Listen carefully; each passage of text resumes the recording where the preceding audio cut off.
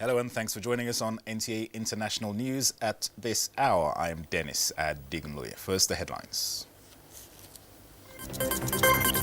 Going by its firm belief in the homegrown school feeding program, federal government pays suppliers and cooks ahead of January school's resumption. Nigeria moves to take her rightful place in cotton production to revive ailing textile industry.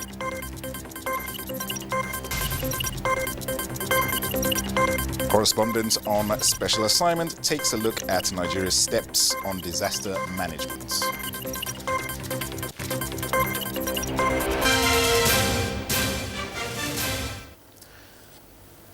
And now the news in details. The federal government has paid suppliers of foodstuffs and cooks under the Homegrown School Feeding Program for January 2020 to ensure that feeding the 9.9 million pupils in the participating states and the FCT starts immediately schools resume in the next few weeks.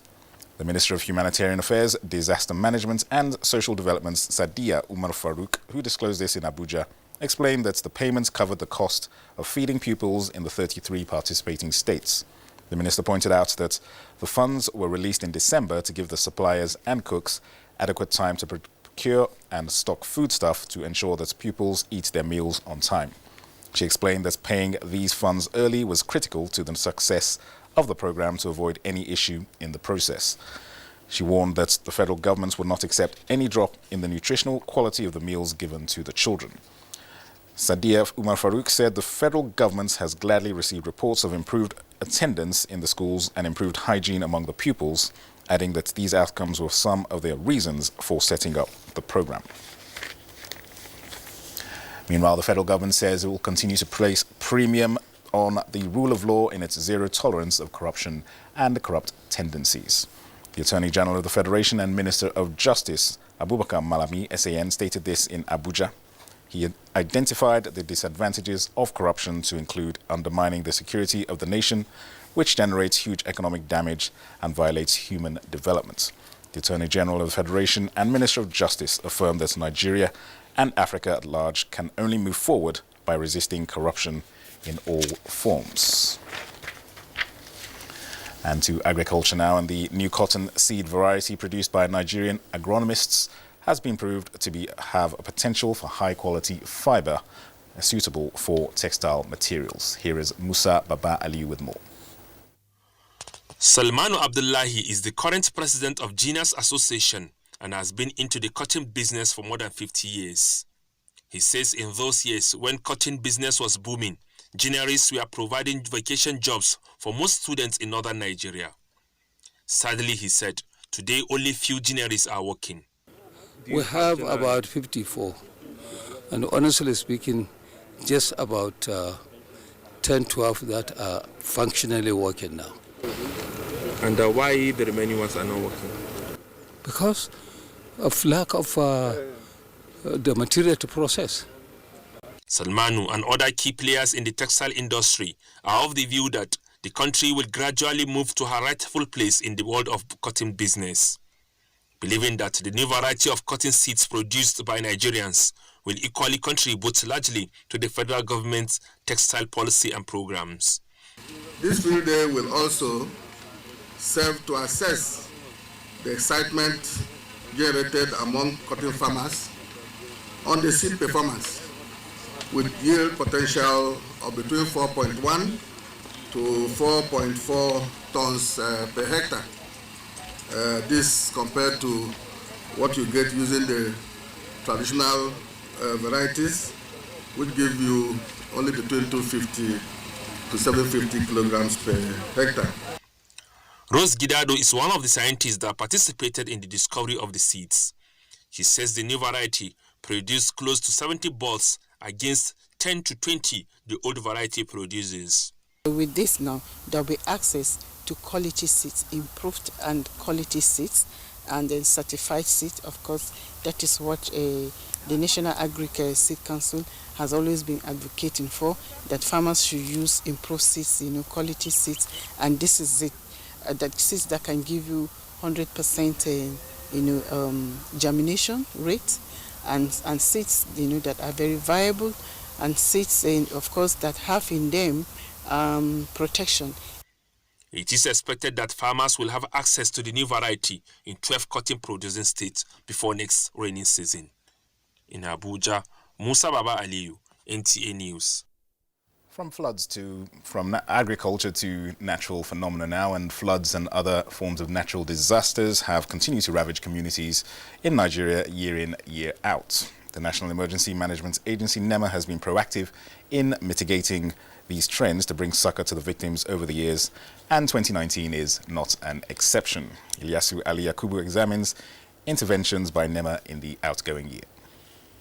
About 30 out of the 36 states of the Federation were hit by floods in 2019, as predicted by Nigerian Hydrological Services Agency, which resulted into loss of lives and property worth millions of naira.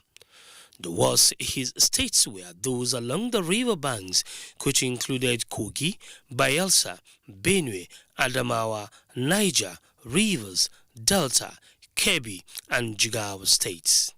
NEMA was on hand all through the year to ensure search and rescue, mitigation, as well as provision of relief materials to the victims. The amount expended in the management of disaster in the 2019 is far less from what was spent in 2018. This was due to high level of disaster experience in the year 2018. 224,892.56 hectares of farmlands were washed away, and 232,989 farmers were affected in the 2018 floods. Hence the injection of 33 billion naira by the federal government for the provision of agri-input to farmers and livestock to victims of herders farmers crisis to avert the looming food crisis as a result of the incident. This distribution of inputs, or I can say incentive by the federal government, is a welcome idea. The casualties figure in 2019 stands at 171, while 210,117 people were affected and 130,610 people were said to have been displaced. The 2018 number of casualties reached more than 200 persons. The interventions of NEMA was not restricted to Nigeria, as some African countries, Mozambique, Zimbabwe and Malawi, which were devastated by floods, where more than 2.6 million people were affected, received assistance from the federal government of Nigeria. $500,000 were donated each to the three affected countries, with 35 tons of essential drugs, vaccines and mosquito nets were donated. A disaster anywhere, a calamity anywhere in Africa, we feel that also affects us in Nigeria. So this is the way that our President Muhammadu Buhari, felt that it was our duty to also intervene. We got access to their needs, which we subtitled to medical supplies, essential medical supplies, and we come up with this quantity, about 30 tons of different medical drugs to really assist the victims. All these efforts were complemented with regular training of staff on new approach to disaster management, from reactive to proactive, which is aimed at reducing the cost of providing relief materials to the victims. The organization is working hard to employ this new template in the year 2020. In Abuja, Ilyasu Ali Yakubu, NTA News. In other news, following the federal government directive to look inwards and support indigenous technology, the Nigerian Navy says it is making strides in this area while it continues to focus on upgrading its platforms to boost maritime security. Najatu Tijani reports. With an estimated 25,000 personnel and 200 platforms, The Nigerian Navy is counted as the largest in West Africa. Although with some obsolete platforms, the service has over the years steadily added to its fleet. Significant strides in our fleet renewal program with the induction of several seaworld defense boats, riverine patrol boats, and the construction of other capital ships and aircraft which are expected to join the fleet in the coming months. Recently, the Nigerian Navy took delivery of the first special mission vessel under the Deep Blue project towards attaining an integrated surveillance framework to safeguard Nigeria's maritime domain. In the area of local content and collaboration with local manufacturers, the Nigerian Navy has an arrangement with 3 companies which have helped to manufacture gunboats, and the third is being built at the Naval Dockyard. Such collaborations have led to the building of more than 200 locally made boats. Local tailors have also been employed to sew uniforms and PCAPs, while the importation of shoes is being gradually phased out. Similarly, the Navy performed a keel laying ceremony indicating the commencement of construction of Nigeria's latest warship, a landing ship tank expected to be ready by May 2020. The Chief of Naval Staff described the stride as significant since the last of the country's LSTs were decommissioned 10 years ago. While these achievements have served to reposition the Nigerian Navy for greater impact, the Navy says the best is yet to come. Naja'atu Tijani, NTA News.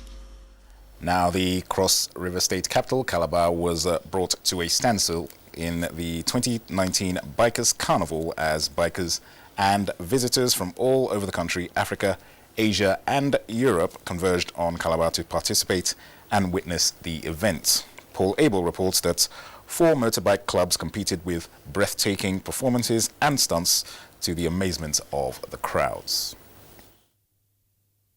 The concept of the Bikers Carnival is to provide entertainment with style, boost revenue generation, and build peaceful coexistence among the people. So let them enjoy themselves and have humanity at the back of the mind. Even in this election, let them remember that the essence and the theme of this day is humanity. We hope that, especially those who have come from outside to visit, that they will similarly carry this message to their various states and towns. Cross River State is really a state that carries people at heart. It's all about Christ, and we're touching people. We've got bikers from all over the country. Last night, the last group of bikers were those from Gombe. We've got from Bauchi, we've got from Niger and Ghana. Motorbike clubs including Red Scorpion, Metallic Knight, Tinapa and Aviator, as well as the new introduction Drift Cars, thrill the crowd with different stunts.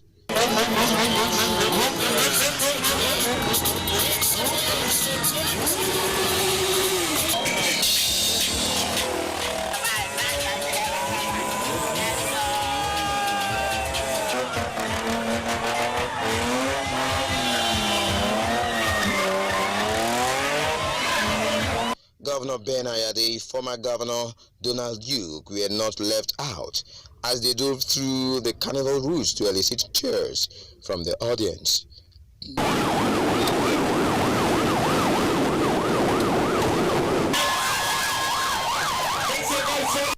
Wonders on wheels with exotic cars also added color to the parade.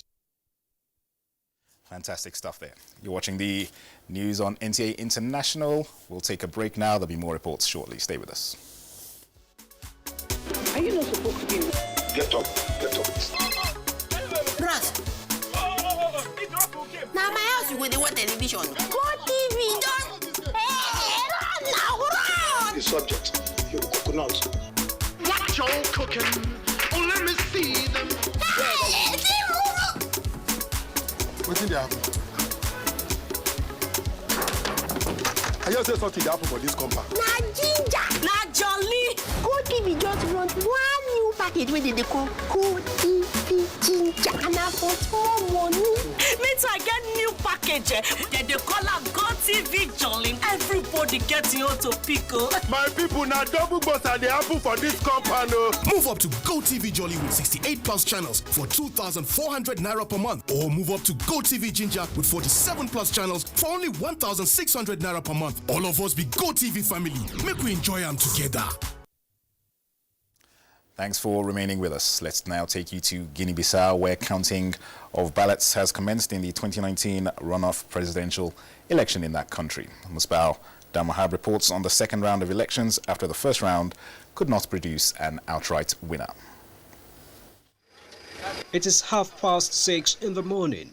Electorates were already on ground to partake in the process.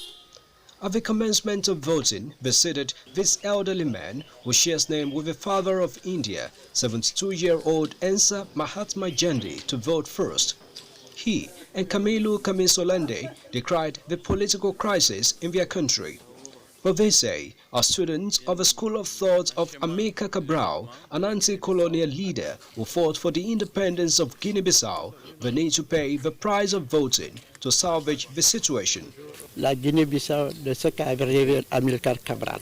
The spirit of Amilcar Cabral will be present to bring this country out of the present political crisis into economic growth and development that the people so desire. Comme il a dit, mais la guerre pour l'économie, pour le développement, pour...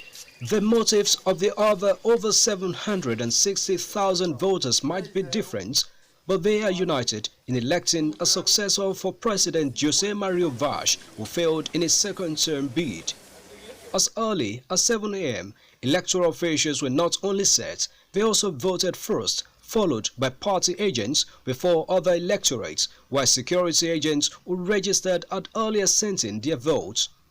And in the absence of Amilcar Cabral, ECOWAS is similarly playing a fatherly role for Guinea-Bissau, hoping that this election will end the political unrest since after the 2012 coup d'etat in the country. Je pense que le processus se déroule conformément au cadre légal. I think everything is going on well as expected. I am always impressed by the mobilization and attendance of voters, the calm and the good relationship between all the actors supervising the election process. Bonne relation entre les différents acteurs qui sont chargés de superviser le déroulement des élections.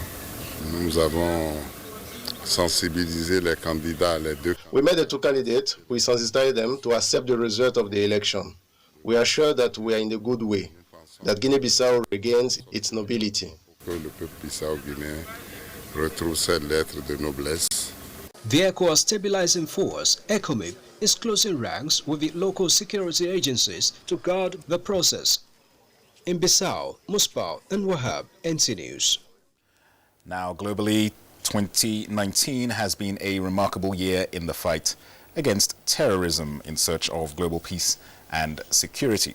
Joyce Ometu takes a look at the imprints of 2019 in our world in 365 days, 48 hours to the end of the year.